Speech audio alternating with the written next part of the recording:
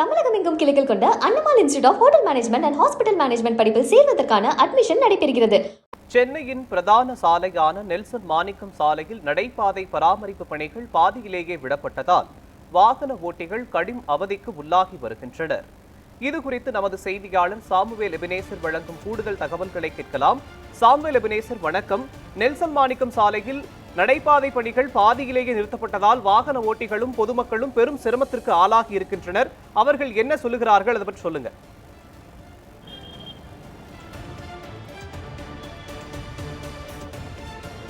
மோகன், இன்றைய தினம் நாம் நின்று கொண்டிருக்கிற இடம் பார்த்தோம்னால் சென்னையில் பிரதான சாலைகளில் ஒன்றான நெல்சன் மாணிக்கம் சாலையில் தான் தற்போது நாம் நின்று கொண்டிருக்கிறோம்.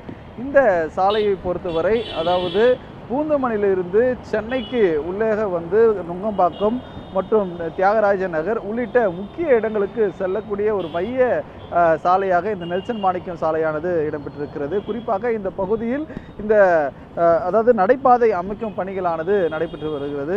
இது சரிவர நடைபெறாத காரணத்தால், அதாவது பணிகள் பாதியிலே விடப்பட்டிருக்கக்கூடிய நிலையில் இந்த பகுதியில் பொதுமக்கள் மிகுந்த சிரமத்துக்கு உள்ளாகி வருகின்றனர். அது மட்டுமல்லாமல் இந்த சாலை ஓரங்களில் நோண்டப்பட்டிருக்கக்கூடிய குழிகள் முற்றிலும் மூடப்படாத காரணத்தால் இங்கு அதாவது வாகன ஓட்டிகள் விபத்து ஏற்படும் அபாயத்துக்குள்ளாக அவர்கள் அதாவது அபாயகரமான பயணத்தையே நோக்கி வருகின்றனர். இந்த நிலையில் அதாவது பிளாஸ்டிக் பொருட்கள் உள்ளிட்டவைகள் வந்து அந்த குழியிலே விழுவதால் அங்கு அதாவது நோய் தொற்றும் பரவும் அபாயமும், அதே போல் இந்த மழைநீரானது இங்கிருந்து செல்ல முடியாத சூழல் மற்றும் இந்த மழைநீர் வடிகால் வாரியத்தில் இந்த பிளாஸ்டிக் பொருட்கள் அதாவது போய் அந்த குழியை அடைத்துக் கொள்வதால் தண்ணீர் வெளியேறாதக்கூடிய சூழலானது நிலவி வருகிறது.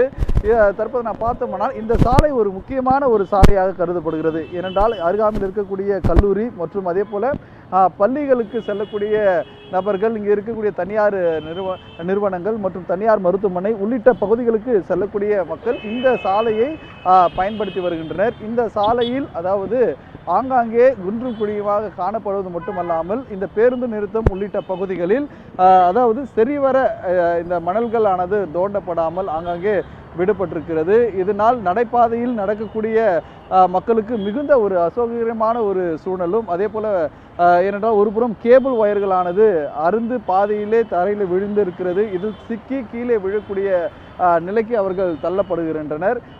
இது மட்டுமல்லாமல் இந்த நெல்சன் மாணிக்க ரோடு பார்த்தோம்னால் சாலையும் பல இடங்களில் இந்த பாதாள சாக்கடை திட்ட பணிகளில் நோண்டப்பட்டிருக்கக்கூடிய குழிகளினால் விபத்துகளானது ஏற்படக்கூடிய அபாயமானது ஏற்படுகிறது. தற்பொழுது நம்மதில் ஒருவர் இணைந்திருக்காரோட கேட்கலாம்.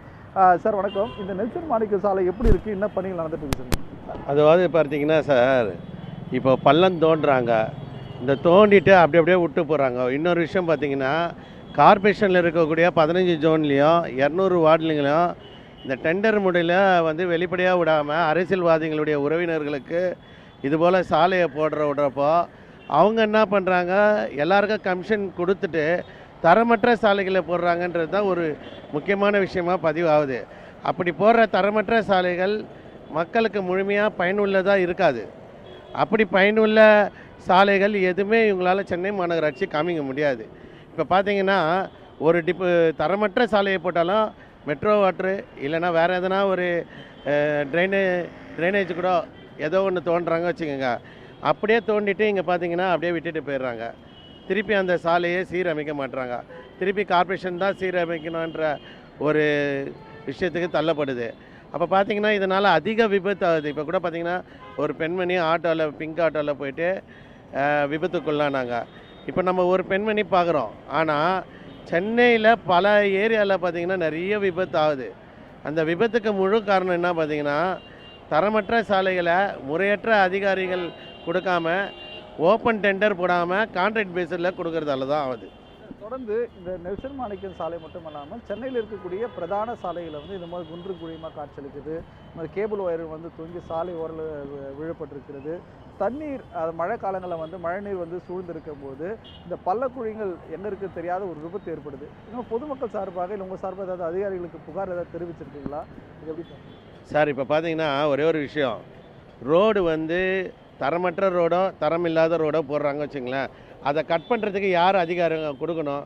எந்த ஒரு அதிகாரம் இல்லாமல் ஏதாவது ஒரு ப்ரைவேட் கேபிளிங்கெலாம் பார்த்திங்கன்னா ப்ரைவேட் கேபிளில் எந்த ஒரு ஆர்டரும் வாங்காமல் நேராக வந்து அவங்க போட்டுடுறாங்க. அவங்க பாட்டை தோண்டிட்டு அவங்களுடைய லைன் கனெக்ஷன் கொடுத்துட்றாங்க. இதுக்கு முறையாக எந்த ஒரு அனுமதியும் வாங்குறதில்ல. அதேமாதிரி பார்த்திங்கன்னா பல டிஷ்ஷுங்க பார்த்திங்கன்னா கம்பங்கள் வைக்கிறாங்க, எந்த ஒரு அனுமதியில் நேராக வரான் தோன்றான் போட்டுறான். அதில் ஏற்படக்கூடிய பாதிப்புன்னா பார்த்திங்கன்னா பொதுமக்கள் தான் நேரடியாக பாதிக்கிறாங்க. ஒரு டிபார்ட்மெண்ட் தோணுது, ஒரு டிபார்ட்மெண்ட் ரோடு போடுது, 4 டிபார்ட்மெண்ட்டு வந்து பள்ளம் தோன்றுறாங்க. அப்போ இது எப்படி பார்க்கணும், மக்கள் தான் இதில் வந்து அவதிப்படுறாங்களே தவிர அரசாங்கம் இது மீது நடவடிக்கை எடுக்க மாட்டாங்க. நீங்கள் தனியார் கேபிளுங்க இங்கே டிஷ்ஷன்லாம் பார்த்தீங்கன்னா நெட் சென்டரு இந்த இதெல்லாம் தனியார் நிறுவனத்துக்கு நிறைய கேபிள்ஸுங்க போகுது. அவங்க ஏன் பள்ளம் தோன்றாங்க, அதுக்கான முறையான ஆவணம் வச்சுருக்காங்களான்ட்டு பார்க்குறதில்ல. முழுக்க முழுக்க இந்த மழை டைமில் பார்த்தீங்கன்னா மக்கள் பெருமளவு விபத்தாகி பல உயிர்கள் போயிட்டுருக்கு.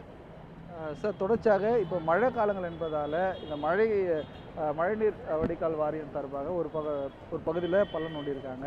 பாதாள சாக்கடை திட்ட பணிகள் வந்து நோண்டப்பட்டிருக்கிறது. அப்போது சாலை இருக்கிற சாலையை குறுகிய சாலையாக, ஏன்னா பல பேருந்துகள் எல்லாமே வந்து மெட்ரோ பணிகள் நடைபெறதாக ஒரு வழி சாலையாக மாட்டியிருக்காங்க. ஆனால் இந்த சென்னையில் பெரும்பாலும் இடங்களில் இது போல தான் இருக்குது. அப்போ வாகன ஓட்டிகள் இந்த அளவு சிரமங்கள் சார், அதுதான் நம்ம ஏற்கனவே பதிவு பண்ணுறோம். காவல்துறை போக்குவரத்து காலையில் பொதுவான மேனுஃபேக்சரே கிடையாது. மக்களை வந்து யூட்டர்ன்ட்டு அங்கங்கே பிளாக் பண்ணி நோ என்ட்ரி போடுறாங்க. இப்போ ஒரு எதிரிலே ஒரு ரோடு போடுறது 2 கிலோமீட்டர் சுற்றின்னு வந்து மக்கள் போடுறாங்க. இதுக்கான முழு காரணம் என்னென்னா போக்குவரத்து மேனுஃபேக்சரும் கிடையாது. போக்குவரத்து மேனுஃபேக்சருன்றதுக்கு அப்புறப்பட்டு இந்த சாலைகளை ஒரு டிபார்ட்மெண்ட்டு தோண்டி இன்னொரு டிபார்ட்மெண்ட்டு அவங்களும் வந்து தோன்றுறாங்க. முறையான அனுமதி வாங்குறதில்ல, தரமற்ற ரோடு போடுறதில்ல. ஓப்பனாக ஒரு விஷயம் வந்து டெண்டரில் ஓப்பனாக கூட பண்ணுறதில்ல. அப்புறம் இது சம்மந்தப்பட்ட அதிகாரியை யாருன்னு போய் பார்க்குறது, இந்த ரோடை போட்டது யாருன்னு பார்க்குறதுக்குள்ள இன்னொரு மழைநீர் வந்து அதுக்கான டெண்டரே முடிஞ்சிடும். எந்த ஒரு அதிகாரியும் இந்த பொறுப்பை ஏற்றுக்க மாட்டாங்க. ஏன்னா எல்லாமே ஆன்லைனில் தனக்கு தெரிஞ்ச உறவினர்கள், ஆளுங்கட்சிங்க இதெல்லாம் வந்து எந்த ஒரு அனுபவம் இல்லாத நபர்களை வைத்து இந்த ரோடை போடுறதால இது மாதிரி ஆகுதுன்றது தான் என்னுடைய பதிவு. தொடர்ச்சியாக இன்று காலை முதல் நியூஸ் 7 தமிழ் வாயிலாக சென்னையில் இருக்கக்கூடிய பிரதான சாலைகளில் இதுபோல் குன்று குழியுமாக காட்சியளிக்கக்கூடிய அதாவது காட்சிகளும் அது கூட சேர்ந்து நாம் தொடர்ந்து கலாய்வில் வந்து பொதுமக்கள் கருத்துடன் நாம் பதிவிட்டு வருகிறோம். இந்த நிலையில் தற்பொழுது நாம் நிற்கக்கூடிய இடம் இந்த நெல்சன் மாணிக்க சாலை நின்று கொண்டிருக்கிறோம். இது தொடர்பாக அதிகாரியிடமும் கேட்க முற்பட்ட பொழுது அதிகாரிகளிடம் அதாவது தொலைபேசிகளானது தொடர்பு கொள்ள முடியாத ஒரு சூழலானது நிலவி வருகிறது. இந்த நிலையில் தான், ஏனென்றால் இது மாலை வேலை என்பதால் போக்குவரத்து நெரிசல் அதிகமாக இருக்கக்கூடிய ஒரு சாலையாக இந்த சாலை கருதப்படுகிறது. எனவே உடனடியாக அதிகாரிகள் இந்த நோண்டப்பட்டிருக்கக்கூடிய இந்த பள்ளங்களை முறையாக மூடப்பட வேண்டும் என்றும் முறையான சாலை அமைத்து தரப்பட வேண்டும் என்பதே பொதுமக்களின் கோரிக்கையாக இருக்கிறது. மோகன். நெல்சன் மாணிக்கம் சாலையில் நடைபாதை பணிகள் பாதியிலேயே கைவிடப்பட்டதால் ஏற்படும் பிரச்சனைகள் குறித்தும் மக்களின் கருத்துகள் குறித்தும் காட்சிகளையும் பதிவு செய்தமைக்கு நன்றி சாம்பல் எபினேசர்.